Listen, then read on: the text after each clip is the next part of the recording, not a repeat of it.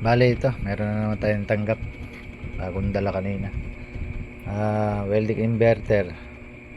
Akashi yung tatak. Bali MMA 300 ampere.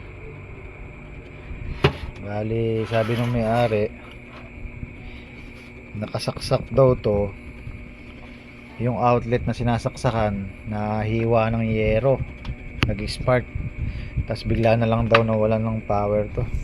Ngayon kada isasaksak daw to sa outlet, nagkakaroon ng spark, malakas. Bali buksan ko muna, tingnan ko kung ano. Bagay, testingin muna natin ng saksak natin sa protection valve natin kung meron. Yan, nakasaksak na siya. Bali walang display, wala. Bali buksan natin, buksan ko muna.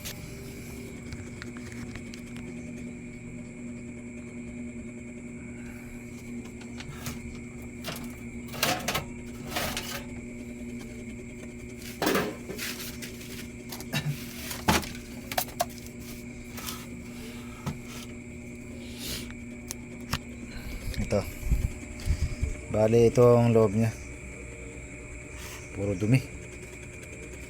Kaya nito mamaya linisin ko muna. Puro dumi.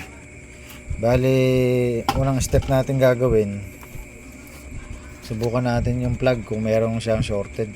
Kung wala, tingnan natin kung tutuloy siya sa switch, kung tumatawid ba siya dito sa switch. Baka mamaya nai-stuck lang dito sa dalawang wire na to, sa blue saka sa brown. Yun yung sa sa plug. Ngayon pagka na-test natin at tumatawid naman siya, magpo-proceed tayo dito sa may board. Tingnan natin kung may tinamaan siya sa board. Ngayon dito muna tayo. Testing muna natin. Bali lalapit ko na lang yung camera natin dito na lang.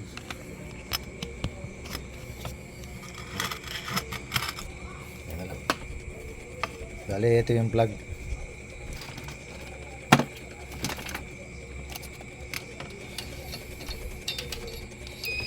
Bali gamit lang ako ng buzzer tester. Bali lalagay ko isang rito, rod. Testing natin dito sa blue.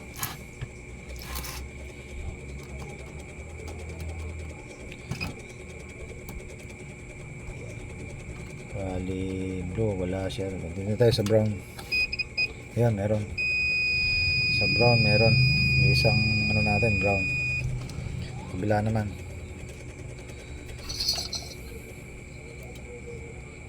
Ayan. Dito na tayo sa blue. Kasi yung brown meron meron. Bali buo yung plug natin hanggang dito sa wire na papunta sa switch. Yun, ang tetest naman natin kung tumawid. Itong blue, testing natin. Ayan, nakalagay na. Try natin switch. Wala. Dito tayo sa baba, sa red saka brown. Yun, meron. Ayan itong blue ang wala, saka red sa taas. Bali buksan ko to, tanggalin ko yung switch. Ayan, bali ito yan. Try kong tingnan yung loob kung okay pa. Pagka hindi, papalitan na lang natin to. Pero pagka okay pa, kasi wala naman siyang sunog sa labas baka maaari nagkaroon lang ng tinga to. Kalasin ko lang.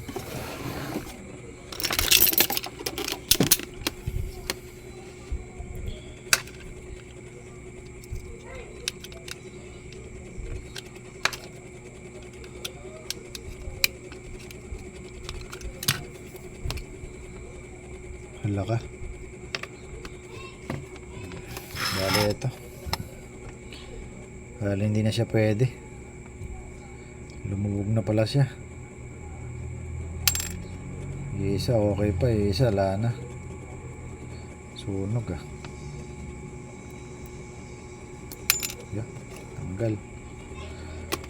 Wala na, sunog na talaga. Kailangan palitan na to. Ngayon, try natin palitan. Tapos try natin isaksak sa sa valve natin kung may shorted o wala. Bali, hanap muna ako ng pamalit.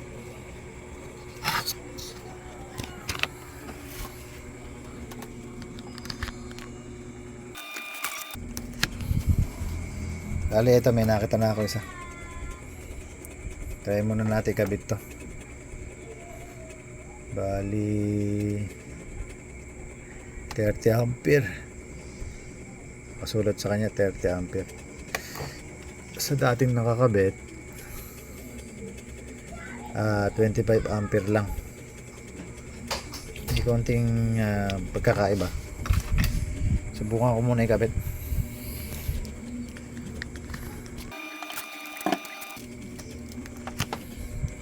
Bale, ito naikabit ko na.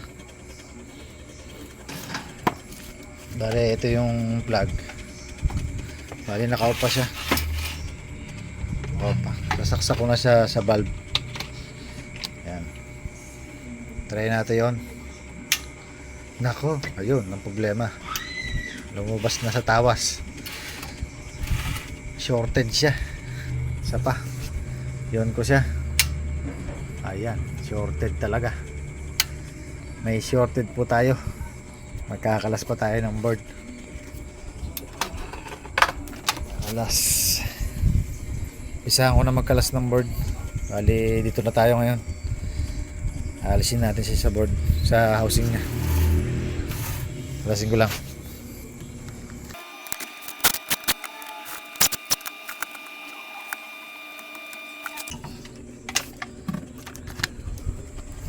Bali, ito sa diode pa lang meron na tayong shorted na nakukuha. Diode. Bali, ito yung AC nya.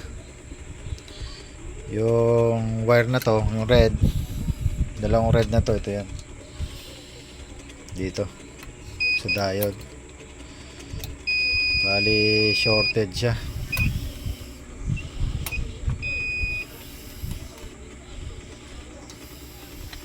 Kahit baliktad. Yan.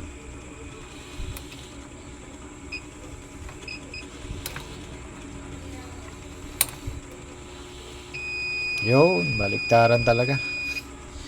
Bali, kalasin ko lang, palitan ko lang yung diode. Bridge rectifier diode to. Ito. Bali, bridge. Ito. Kalasin ko muna.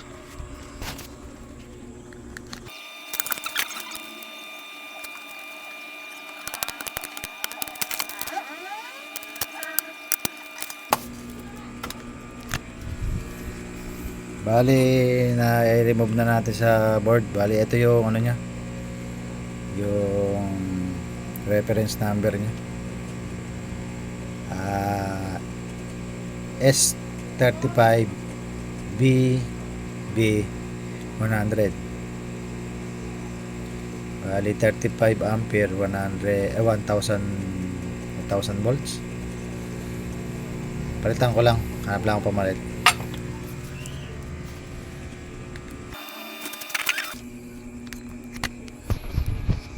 Bali, ito may nakita na tayo.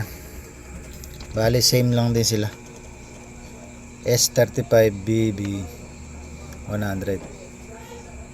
Bali, testing ko muna kung goods pa. Bali, ito. Dito na tayo magte-tester sa table natin.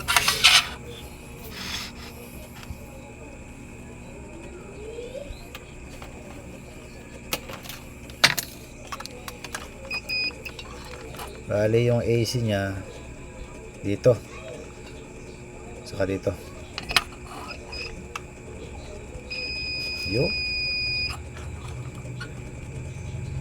Shorted talaga.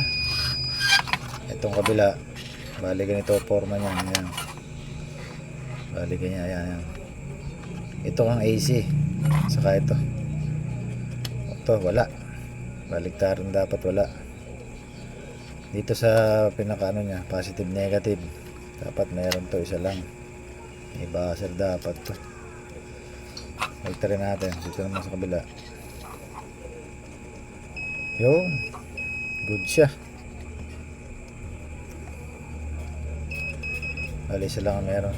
Ito wala. AC kasi to. Okay. Pwede natin ipalit yan. Ito shorted talaga. Oh. Dito ba sa positive negative. Bali good yung positive negative niya. Ang sira sa kanya, shorted sa kanya yung AC. Baliktaran. Okay na. Bali kakabit ko lang siya.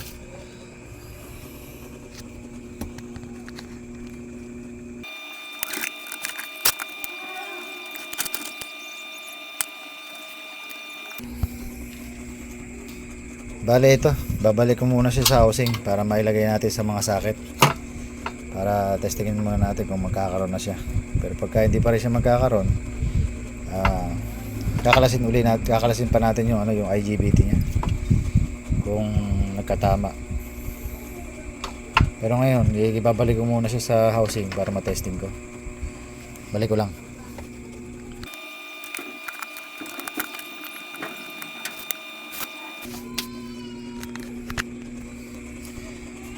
Bale ito, okay na, naikabit ko na siya sa housing niya. Bali iyok muna natin dito. Pa-plug in ko na. Plug in. Testing. Tingnan natin kung magdediretso na siya. Ito ang moment of truth.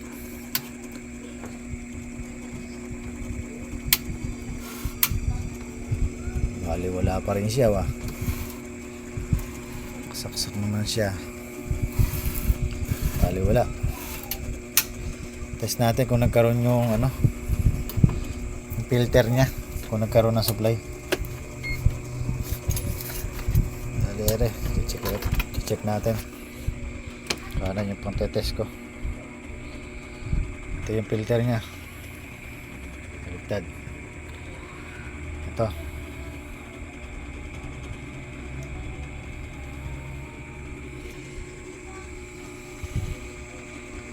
Bali wala.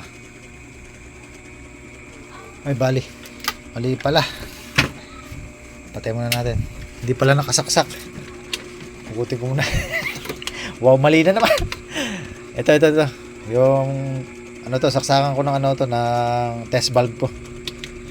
Yung ngayon pwede na natin siya i-testing. Oh, mali na naman. Ayan, bali naka-plug in na siya. Naka-on naman yung switch ng ng test valve ko. Saksak na. Iyon na lang. Tingnan natin kung magkakaroon na. Yun. Bah, mandar ni blower. Yun, nagkaroon na ng display. Check natin kung may output dito sa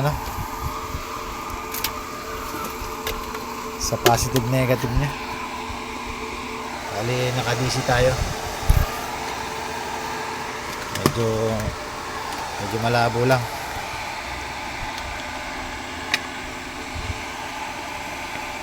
Ito, saksak ko na. Bali meron tayong 58 volts DC. Tingnan natin kung gumagana pa yung controller nya. Bali 319, sumusobra pa siya sa 300. Pwede na yan, hindi na natin i-adjust yan. Under naman yan. Dito adjustan yan sa timplahan dito. Okay na yan, huwag na natin i-adjust para hindi mabago yung timpla nya.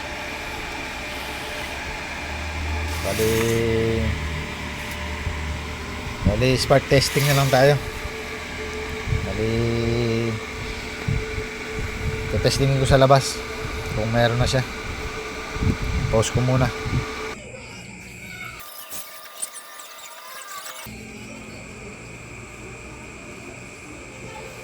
Bali ito, tetestingin na.